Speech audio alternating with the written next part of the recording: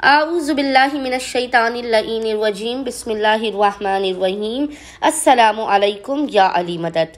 مومنین و مومنات کی خدمت میں بے انتہا مجرب ترین وظیفہ عمل لے کر آئے ہیں مولا متقیان علی ابن ابی طالب کا۔ اس قدر یہ مجرب ترین وظیفہ عمل ہے کہ اس وظیفہ عمل کو کرنے والے کی حاجت رد ہو ہی نہیں سکتی۔ سخت سے سخت مصیبت و پریشانی کے اندر جب مصیبتیں اور پریشانیاں دور ہونے کا نام نہ لے رہی ہوں، آپ اس وظیفے و عمل کو فقط ایک مرتبہ کر کے دیکھیں۔ زیادہ سے زیادہ یہ 15 منٹ کا وظیفہ ہے، لیکن آپ کے سوئے ہوئے مقدر اور بخت کو جگا دے گا، آپ کی تقدیر کو بدل دے گا۔ بے انتہا یہ طاقتور ترین وظیفہ عمل ہے۔ ہزاروں مومنین نے اس وظیفے و عمل کو کیا، ہر ایک نے اس وظیفے سے بے پناہ فائدہ اٹھایا ہے۔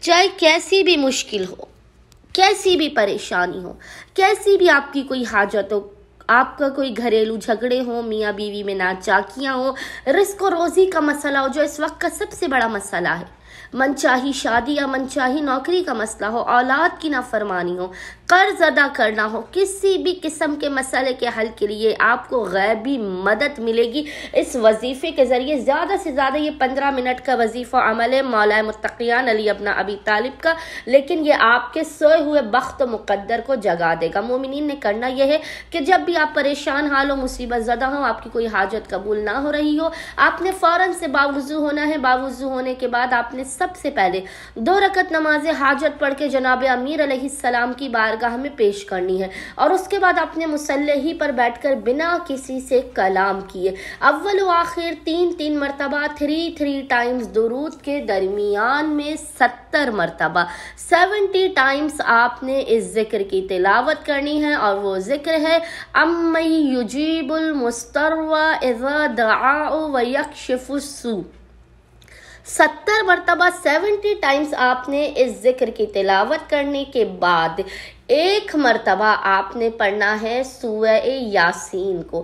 1 مرتبہ آپ نے سورہ یاسین کی تلاوت کا ہدیہ کر کے جناب امیر علیہ السلام کی بارگاہ میں پیش کرنا ہے، اور پھر آپ نے کسی بھی میٹھی چیز پر جناب امیر علیہ السلام کی نظر دلانی ہے، خداوند متعال کو مولا کائنات کے حق کا واسطہ دے کر اپنی حاجت کو طلب کرنا ہے۔